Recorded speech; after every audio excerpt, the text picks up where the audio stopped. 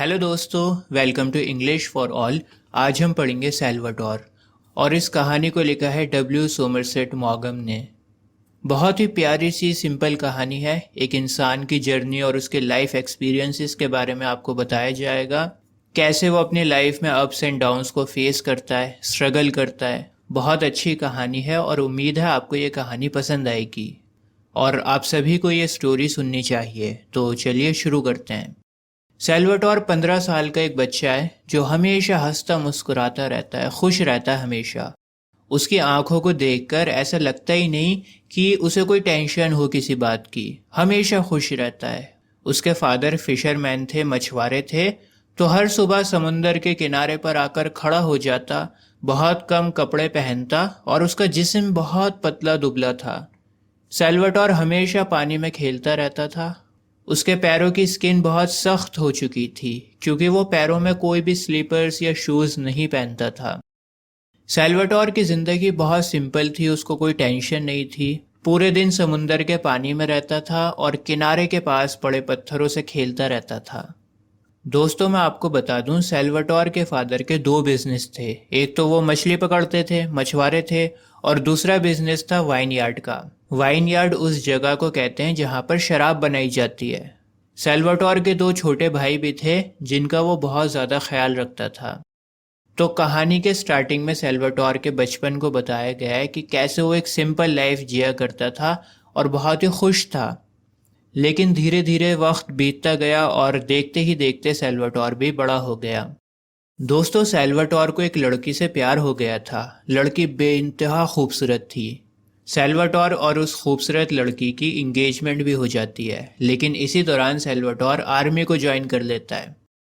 Army के कुछ rules regulations होते हैं। आप सबको पता है कि आर्मी ज्वाइन करने के बाद आपको अपनी जगह छोड़नी पड़ती है, बॉर्डर्स पर जाना पड़ता है। तो सैल्वाडोर को भी मिलिट्री ज्वाइन करने पर अपना आइलैंड छोड़ना पड़ेगा। सैल्वाडोर को इस बात का अंदाज़ा नहीं था कि उसे सब कुछ छोड़ना पड़ेगा मिलिट्री के लिए। तो जब उसका जाने का टाइम आता है तो वो ज़ोर ज़ोर से फूट फूट कर एक छोटे बच्चे की तरह रोने लगता है। सैल्वाडोर मिलिट्री ज्वाइन करने के बाद एक छोटे से वाइट झोपड़े में अजनबी लोगों के बीच में रहने लगता है। सैल्वाडोर को इससे पहले कभी भी भीड़ में रहने की आदत नहीं थी और वो बहुत ज़्यादा परेशान और बेचैन हो गया था। उसे समुंदर का पानी, समुंदर का किनारा, पहाड़, ये सब याद आ रहा था। उसे कैसे भी अपने घर वापस जाना था, उसका बिल्कुल मन नहीं लग रहा था। और उसको सबसे ज़्यादा परेशान उस खूबसूरत लड़की की यादें कर रही थीं। समुंदर और पहाड़ को तो वो भुला भी सकता था, लेकिन अपने मंगेतर को कैसे भुलाता जिससे वो बेइंतहा मोहब्बत करता है। सैल्वाडोर ने जैसे तैसे अपनी मंगेतर को एक लेटर लिखा। हालांकि उसे लिखना नहीं आता था, बच्चों की तरह ख़राब राइटिंग और स्पेलिंग मिस्टेक्स के साथ उसने फिर भी लिखा और अपने जज्बात कागज़ के टुकड़े पर उतारे और फिर अपनी मंगेतर को भेज दिए। लेटर में उसने बताया कि वो उस लड़की को कितना ज़्यादा मिस कर रहा है और कितना तड़प रहा है घर वापस आने के लिए। अच्छा, मिलिट्री में क्या होता है, आपकी शिफ्टिंग होती रहती है जगह जगह, कभी इस बॉर्डर पर, कभी उस बॉर्डर पर, कभी इस देश में, कभी उस देश में। तो सैल्वाडोर को भी अलग अलग जगहों पर भेजा जा रहा था। उसे स्पेजिया नाम की जगह पर भेजा गया, फिर वेनिस में भेजा गया, उसके बाद उसे बैन में भेजा गया और फिर फाइनली उसकी शिफ्टिंग चाइना में हो जाती है। चाइना में आकर सैल्वाडोर बहुत बीमार हो गया और महीनों तक हॉस्पिटल में रहा। फाइनली उसे बताया जाता है कि उसकी बीमारी का नाम है रूमेटिज्म। दोस्तों, रूमेटिज्म एक बीमारी होती है जिसमें पूरी बॉडी में सारे जॉइंट्स में पेन होने लगता है। तो जब सैल्वाडोर को बताया जाता है कि तुम्हें रूमेटिज्म हुआ है और अब तुम्हें मिलिट्री छोड़नी पड़ेगी क्योंकि तुम अनफिट हो चुके हो, तो ये बात सुनकर वो राहत से भरी सांस लेता है क्योंकि उसे पता था कि फाइनली उसे इस नौकरी से छुटकारा मिल जाएगा और अब वो अपने घर वापस चला जाएगा, अपने मंगेतर से मिलेगा जाकर। उसको इतना चैन की सांस लेता है, इतना सुकून मिलता है जिसकी कोई हद नहीं थी। डॉक्टर को तो लगा था कि सैल्वाडोर बहुत दुखी होगा ये जानकर, लेकिन डॉक्टर को क्या पता था कि सैल्वाडोर इतना खुश क्यों हो रहा है। डॉक्टर ने एक बात और बताई। डॉक्टर ने कहा कि सैल्वाडोर, ये बीमारी का कोई इलाज नहीं है, सारी जिंदगी तुम्हारे साथ में रहेगी।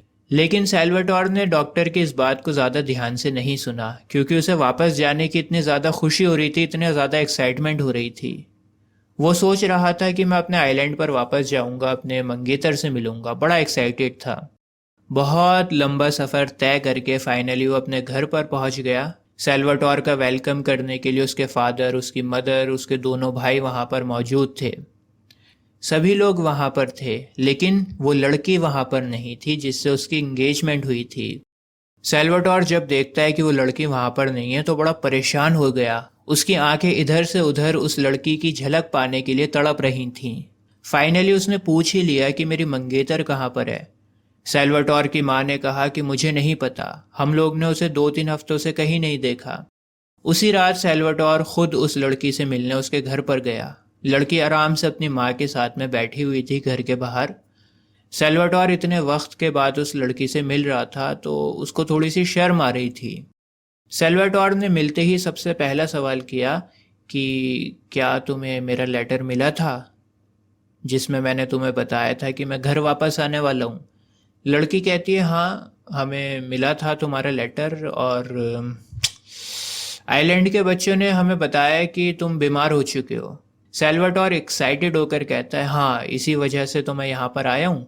बेचारे को अपनी बीमारी का इतना गम नहीं था जितनी खुशी घर पर वापस आकर उस लड़की से मिलने की थी। लेकिन लड़की और उसकी माँ ने यह भी सुना था कि सेल्वाटोर की बीमारी अब ठीक नहीं हो सकती, पूरी जिंदगी उसके साथ में रहेगी। हालांकि डॉक्टर ने काफ़ी नॉनसेंस की थी, बकवास करी थी, लेकिन सेल्वाटोर को यकीन था कि जब वो अपने घर पर वापस जाएगा, अपने लोगों के साथ में रहेगा, तो फिर यह बीमारी ठीक हो जाएगी। दोस्तों, छोटी सी कन्वर्सेशन के बाद वहाँ पर शांति हो जाती है, सभी लोग चुप हो जाते हैं, और फिर फाइनली लड़की बोलती है और बिल्कुल स्ट्रेट, स्पष्ट शब्दों में कहती है कि मैं एक ऐसे लड़के से शादी नहीं कर सकती जो बीमार हो। तुम बीमार हो, अनफिट हो, कभी मेहनत नहीं कर पाओगे, कभी ठीक नहीं हो पाओगे, इसलिए मैं तुमसे शादी नहीं कर सकती। साफ साफ बोल देती है, कोई घुमा फिरा कर नहीं बोलती। और ये बातें सेल्वाटोर के सीने में एक तीर की तरह जाकर चुभती हैं। इतना दर्द था उसे जो बयां नहीं किया जा सकता। वो चुपचाप सीधा अपनी माँ के पास में गया और अपनी माँ की छाती पर सर रखकर जोर जोर से रोने लगा। इतना सब होने के बाद भी सेल्वाटोर ने उस लड़की को ब्लेम नहीं किया। वो जानता था कि भला क्यों एक लड़की किसी बीमार इंसान से शादी करेगी, एक ऐसा इंसान जो उसे सपोर्ट नहीं कर सकता। हालांकि उसकी आंखें उसकी तकलीफ को बयां कर रही थीं, लेकिन फिर भी उसने कोई कंप्लेन नहीं करी और उस लड़की को कभी भी कुछ भी बुरा भला नहीं कहा। कुछ महीनों के बाद जब चीज़ें थोड़ा सेटल हो गई, थोड़ा तकलीफ कम हो गई, तो सेल्वाटोर की माँ ने कहा कि गांव में एक लड़की है जिसका नाम है असुंटा। असुंटा तुमसे शादी करना चाहती है, क्या तुम शादी करोगे? सेल्वाटोर कहता है कि असुंटा तो दिखने में अच्छी नहीं है, बहुत बुरी है, ज़रा भी अच्छी नहीं है, राक्षस की तरह दिखती है और मुझसे उम्र में भी ज़्यादा बड़ी है। और असुंटा की पहले से इंगेजमेंट हो चुकी थी और उसका मंगेतर अफ्रीका में मर चुका है। उसका मंगेतर भी मिलिट्री में था जिसकी मौत अफ्रीका में हो गई थी। लेकिन फिर भी उसकी माँ समझाती है कि बेटा, असुंटा के साथ में तुम अपने फादर का बिजनेस आगे ले जा सकते हो, एक हैप्पी लाइफ को जी सकते हो, कब तक अकेले रहोगे? और असुंटा ने तुम्हें देखा था और वो तुमसे प्यार करती है। ये बात सुनकर सेल्वाटोर मुस्कुराया और कहता है ठीक है, मैं सोचूंगा। अगले संडे सेल्वाटोर बहुत अच्छे कपड़े और तैयार होकर चर्च में जाता है प्रे करने के लिए। उसने सोचा था कि असुंटा को चर्च में बहुत अच्छे से ऑब्जर्व करूंगा और अगर उसे वो लड़की पसंद आई तो वो अपनी माँ से हाँ बोल देगा।